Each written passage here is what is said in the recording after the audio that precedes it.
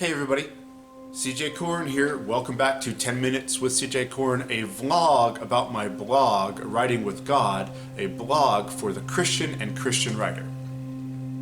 So today I'm going to be talking about making believably irate characters without actually cussing. So a few months ago I posted a video that talked about a Christian and cussing. You can kind of consider this a part 2 to that. If you are a Christian fiction author who has chosen not to write cussing into your fiction, you might have or might not have found it difficult to have a believably irate character without using cuss words. So you might be asking, how will not cussing create an unbelievable character? The answer is actually kind of simple, but less obvious than we think. Everybody cusses. Even the most devout of men and women, they cuss. Now, it's probably not in a pulpit or a public place, but I'm willing to bet if you got your pastor or your youth pastor or your music minister or anybody in church leadership and you asked them, have you ever cussed? They would probably have to say yes. With that said, if your character is to be more real than fake, how do we get him angry, even so angry that he cusses, but not actually use cuss words? Not only that, but how can we explore the full depths of his anger without causing another brother to stumble, as the Bible would put it? Now, I know some people are going to disagree with me wholeheartedly on this issue. I personally don't believe you can have a believable character who is irate and not use foul language in some way. I say this because think about this.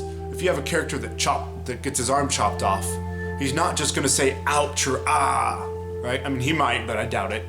And I say that thinking about me and probably you and everybody. If we get our own arm chopped off, we're not going to be like, we're going to probably let some word slip while we're dealing with that excruciating pain, right?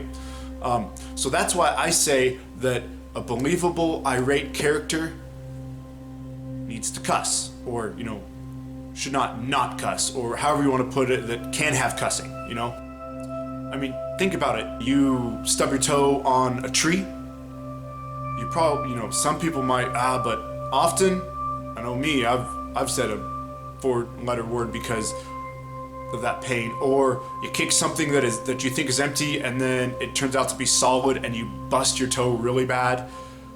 Most people, even Christian people, maybe even ministers, are going to let that a word slip or two, right? So I don't believe it is believable to have a character that is angry or that is in excruciating pain that doesn't, use some kind of foul language. It doesn't necessarily have to be cussing, but something. Now, I know that it sounds like I'm an advocate for cussing in fiction. I'm not. I actually don't have any cussing in my books, even in my secular fiction. I say stuff like, she blurted out a stream of cuss words, or he cussed.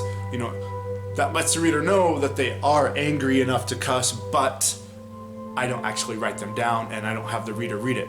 I think these are really good ways to have a character cuss and not actually have them cuss. Especially if it's a villain, because let's be honest, if a villain's going around murdering people, he's not going to care if he offends another person in the story because he's cussing, right? So a villain who murders people but refuses to use cuss words, kind of not really believable unless you're a great writer and you're able to figure out a way to make that work for the character, which I suppose stuff like that has happened before.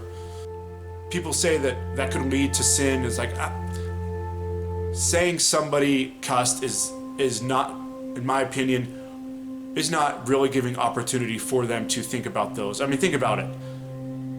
I mean, a reader could do that. You say, this character gets angry. Well, the reader could think about how they got angry, how they acted out their anger, all that stuff, but that's not on us. That is on the reader themselves, not the writer. Take comic books, for example. They use symbols, the little asterisks and dollar sign stuff to symbolize cuss words. The reader can skip over that, like, okay, they cuss, or they can try to figure out what cuss word fits there. I know I did that when I was little. I would read, what cuss word is it? It's just, that's all on the reader. We aren't actually penning the cuss words, and we aren't actually giving people an opportunity to dwell on those words. You know, if that person stops reading and tries to figure out or think about what character or what words that character is using, then that's on them. We can't help what people are thinking.